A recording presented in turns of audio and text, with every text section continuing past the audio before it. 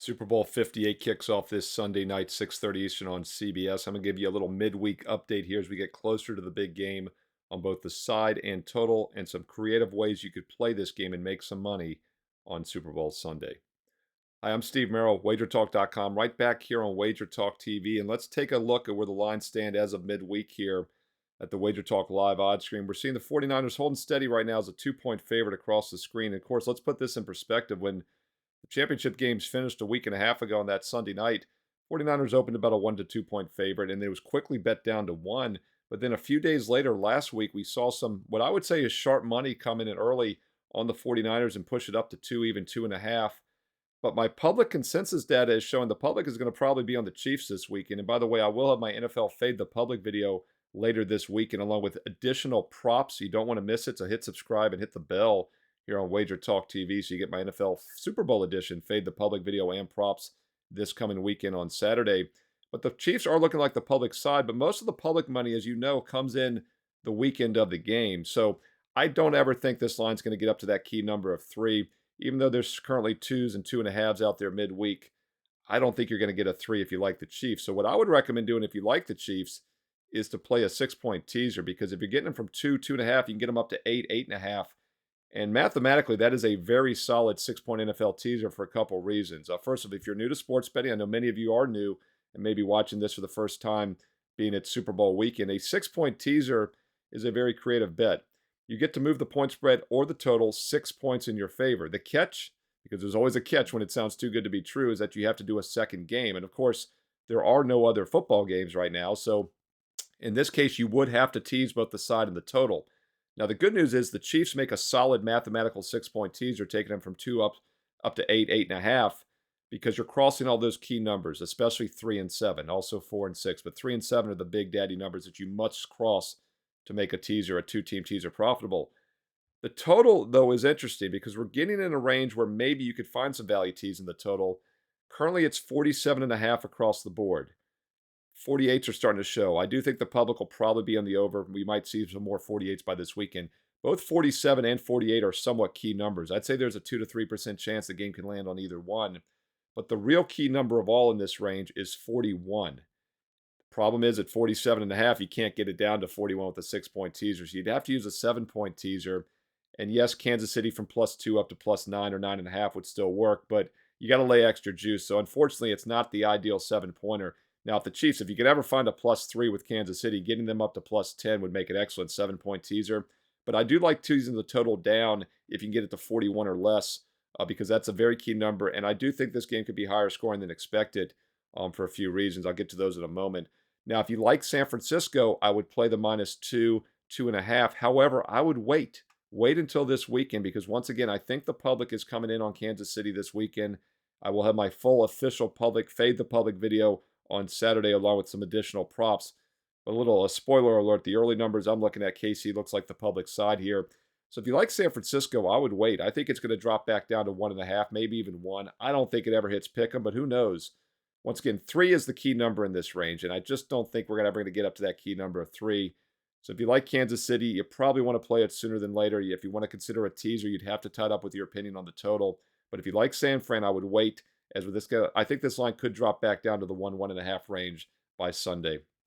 All right, speaking of the total, let's break it down a little bit for you. And I do think this game probably could get over that total of 47.5. Obviously, he's right in range where a lot of the Super Bowls have been recently. But let's look back to last season, the regular season, mid-October a year ago. These two teams did play in San Francisco, and the Chiefs were actually a 1-point road favorite, and they won easily 44-23. They only had a 14-13 lead, but they pulled ahead in the second half, outscored the Niners 30-10. But it's not the same team. Jimmy Garoppolo started that game. Brock Purdy did come in the second half in relief.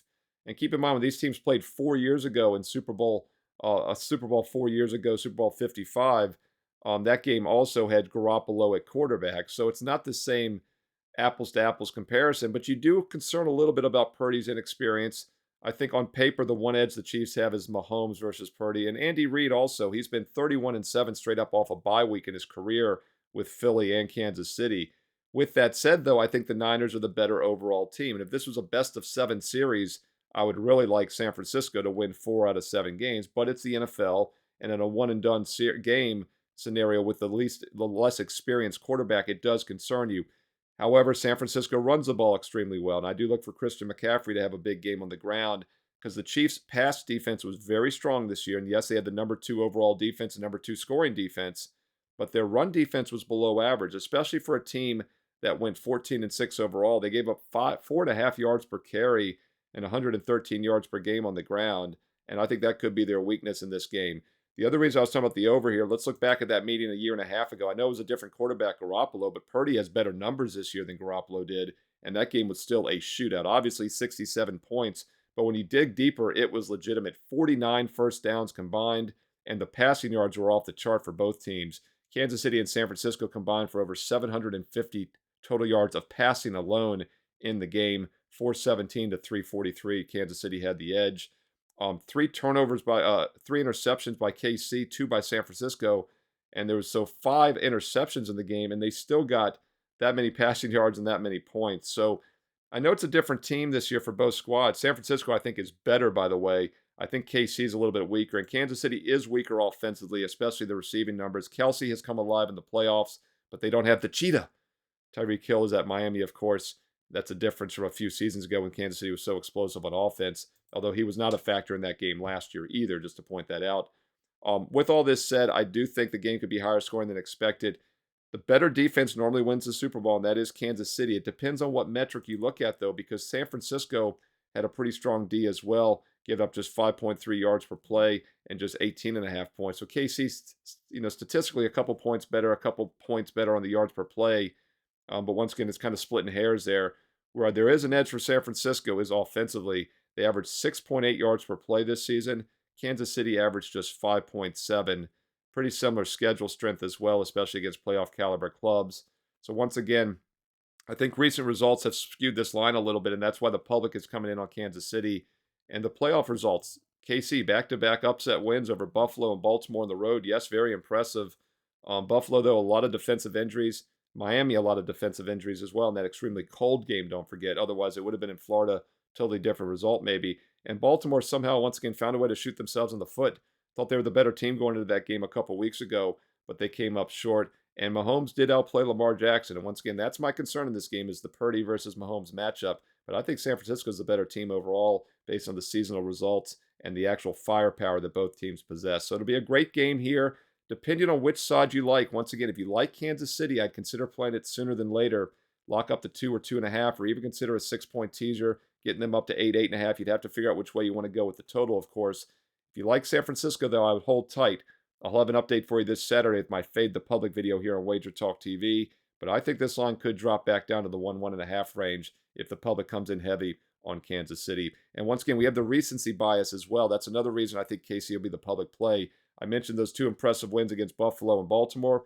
Well, San Francisco really fortunate to win either game in the playoffs. Come from behind against Green Bay, and then they had a huge comeback against Detroit. Yet another reason why I think the public's going to be a little gun-shy with the 49ers.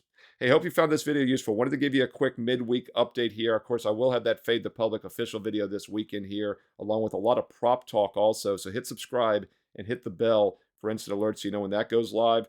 Don't forget also I have a college basketball top 25 video for Saturdays now. I do that Friday night into Saturday morning. Yet another reason to hit subscribe and hit the bell for instant alerts, along with all the daily free play solo college and pro basketball videos and a ton of prop videos here on WagerTalk TV throughout the week into the weekend as well.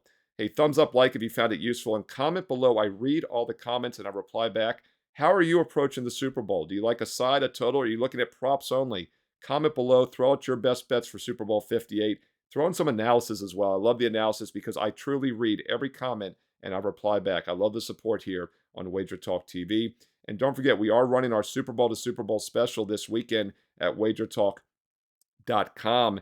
But as an added bonus, the sooner you get on board, the more days you get for free. The official package is this Sunday's Super Bowl through next year's Super Bowl, and it is a true 365 days because we have a leap year. You get a true 365 days. It takes you February 11th this year all the way through February 9th of 2025, and it works out to 365 days because of the leap year. But if you get on board earlier on Thursday, Friday, Saturday, or Sunday, you get those additional days this week included for free. So don't delay. If you're serious about taking a long-term investment approach, check out that one-year special on my page. It's an instant $800 discount which means it works out to just over $3 a day, just over $1 a play for all my college and pro football, college and pro basketball, and Major League Baseball every day and night for the next year plus. And oh, by the way, number one ranked in college and pro basketball this season since the start of October when the seasons began at WagerTalk.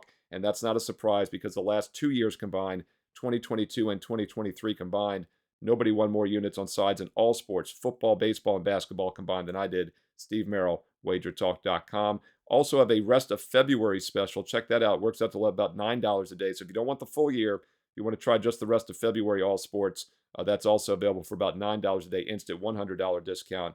Or once again, the big Super Bowl to Super Bowl special works out to just over $3 a day, just $1 a play for all sports for the next year plus. Steve Merril, WagerTalk.com. And don't forget about those daily free plays each and every day as well on my page. Get there quicker with shortcut wt.buzz/SM. Follow me on Twitter as well at Steve Merril, 2 R's, 1 L, at Steve Merril on Twitter and X. And don't forget to also post free plays throughout the week on Instagram on IG. Follow me on Wager Talk as well. And stay tuned right here to Wager Talk TV for more great basketball and Super Bowl preview videos coming up next.